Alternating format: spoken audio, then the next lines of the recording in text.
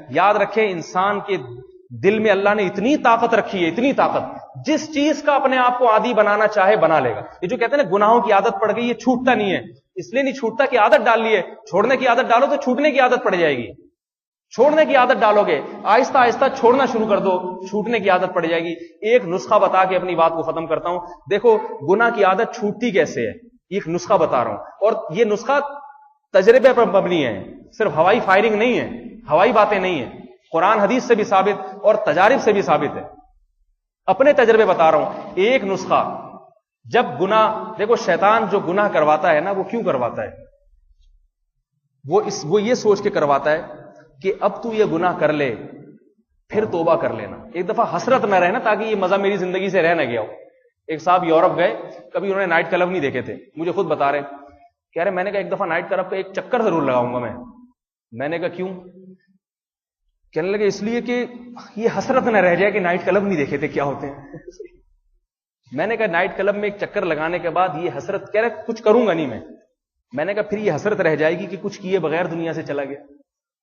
کیا خیال؟ زنا کیے بغیر دنیا سے چلا گیا.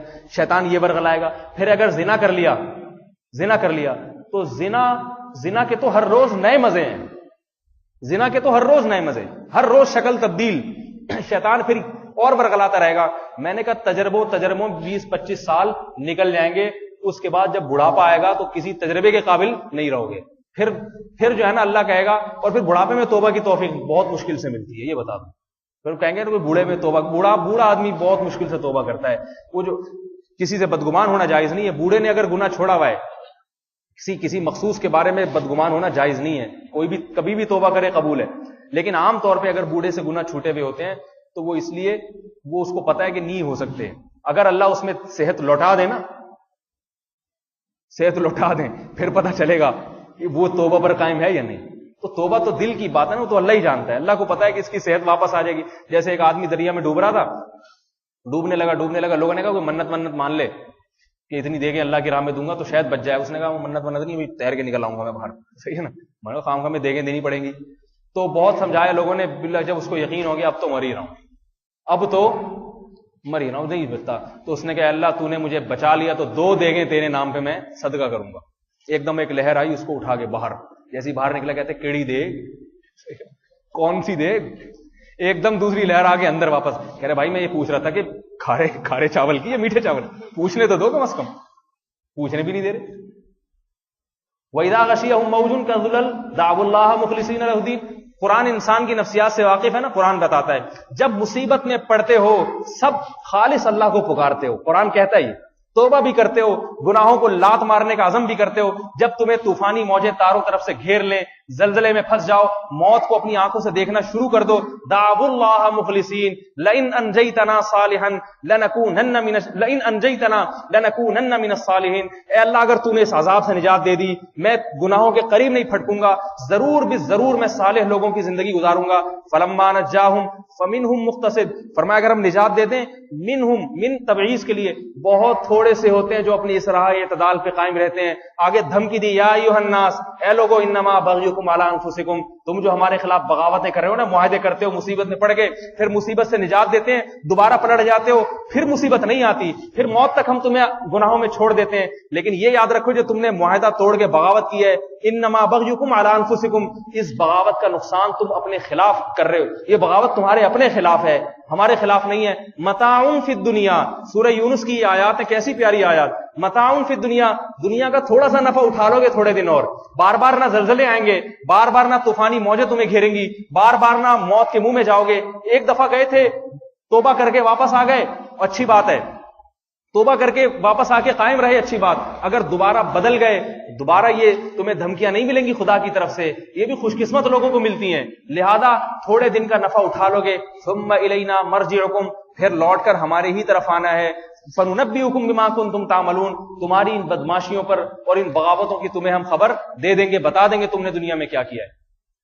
تو میرے بھائی میں ایک نسخہ بتاتا ہوں کہ جب گناہ، شیطان کیا کرتا ہے، یہ کہتے ہیں ایک دفعہ کر لو، اور دل میں یہ ڈالتا ہے کہ اگر نہیں کیا تو دل میں خلجان، خارش رہے گی، سکون برباد ہو جائے گا.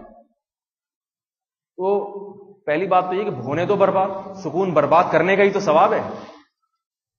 سکون برباد کرنے پہ ہی تو اللہ راضی ہوتا ہے, اسی پہ تو اللہ خوش ہوتا ہے. ایک نوجوان کو ایک عورت نے زنا کی دعوت دی, ایسے تنہائی, یہ سچا واقعہ ہے, ایسی جگہ پر جہاں ان دونوں کے سوا کوئی نہیں تھا. یہ نوجوان کیا کرتا, پوری رات اپنی جو ہے نا وہ انگلی موم بتی چراغ میں لے کے جاتا اور باہر نکال دیتا, پوری رات تڑپتا رہا. صبح اٹھتے ہی اس عورت سے کہا یہاں سے بھاگ جا. رات کو نکالنے سے قصہ لمبا ہے, مختصر سنا رہا ہوں. اس عورت نے کہا یہ تم نے ساری رات کیا عمل کیا ہے؟ اس نے کہا جب میرے دل میں زنا کا خیال آتا تھا, دل میں یہ خواہش پیدا ہوتی تھی کہ ایک دفعہ کر لو پھر توبہ کر لینا, دل ٹھنڈا ہو جائے گا, فوراً ذہن میں خیال آتا تھا کہ یہ آگ برداشت ہو جائے گی تو اس سے قیامت کے دن یہ آگ برداشت ہو جائے گی, لہذا میں دنیا کی آگ میں انگلی ڈالتا تھا, اور جب میری چیخ نکلتی تھی میں کہتا تھا نہیں, یہ زنا کا مزہ اتنا نہیں ہے جتنے اس آگ کا عذاب ہے. یہ بڑے لوگوں کا کام ہے. تو شیطان گناہ کیوں کرواتا ہے؟ ایک دفعہ کر لو پھر نہیں, پھر توبہ کر لینا. تو جس نے یہ راہ اختیار کی نا وہ موت تک کرتا رہتا ہے, موت تک یہی سوچ کے کرتا رہتا ہے کہ توبہ کر لوں گا, اور توبہ کی توفیق اس سے چھین لی جاتی ہے, نہیں کرتا پھر توبہ نہیں کرتا. توبہ کرنا آسان کام نہیں ہے, اور اگر کرتا بھی ہے تو کہتا 25-30 مرتبہ کر لو پھر کر لوں گا, اور اسی اسنا میں بعض دفعہ اس کی موت واقع ہو جاتی ہے. اس سے ہزاروں لاکھوں واقعات ہیں. تو شیطان جس راہ سے گمراہ کرنا ہے نا, اسی راہ سے شیطان کی شر سے بچو. وہ کیا ہے کہ صرف اس دفعہ نہیں کروں گا, اگلی دفعہ کر لوں گا. سمجھ میں آ رہی ہے بات؟ نہیں آ رہی میرا خیال. وجہ پتہ ہے کیا ہے؟ وجہ یہ ہے کہ ساری زندگی کے لیے گناہ چھوڑنے کے لیے تیار نہیں ہوتا انسان. وہ کہتا ہے یار میں پورا صوفی بن کے بیٹھ جاؤں ساری زندگی, یہ تو بڑا مسئلہ ہے, یہ سارے مزے ہی چھوڑے. شیطان کہتا ہے اتنا مشکل, بہت مشکل ہے بھائی, 2-4 دفعہ کر لے پھر چھوڑ دینا. تو شیطان کو یوں ورغلائے اپنے نفس کو کہ میں ساری زندگی کے لیے چھوڑ ہی نہیں رہا, اس دفعہ موقع, بس اس دفعہ نہیں کروں گا, اگلی دفعہ کر لوں گا میں. تو میرے بھائی یہ ہمت کرو گے نہیں کرو گے؟ جب دل آئے آج نہیں, شیطان کو بولو کل کر لوں. اور پھر بھی اگر کرا دے شیطان گناہ, مایوس نہ ہو, اس لیے کہ ولا تیأسوا من روح اللہ, اللہ کیا فرماتے ہیں, لا تقنطوا من رحمت اللہ, اللہ آپ کو اپنی رحمت سے مایوس نہیں کر رہا, کیونکہ مایوسی کے لیے اللہ نے ایک ٹائم متعین کر دیا ہے. اللہ اپنے ٹائم کے اوقات کے بڑے پابند ہیں. اللہ نے کہا جو میں نے ٹائم مقرر کیا نا مایوس کرنے کے لیے, وہ ہے موت کا وقت. اس سے پہلے کوئی مایوس نہیں ہو سکتا, دروازے توبہ کے کھلے ہوئے, لیکن موت کے وقت مایوسی ہی مایوسی ہے. انہا کلمۃ هو قائلها, فرمایا موت کے وقت ایریا رگڑ رگڑ کے بھی اگر توبہ کی تو یہ توبہ کا لفظ تمہاری زبان سے نکلا ہوا ایک کلمہ ہوگا, ہوا میں تحلیل ہو کے ختم ہو جائے گا.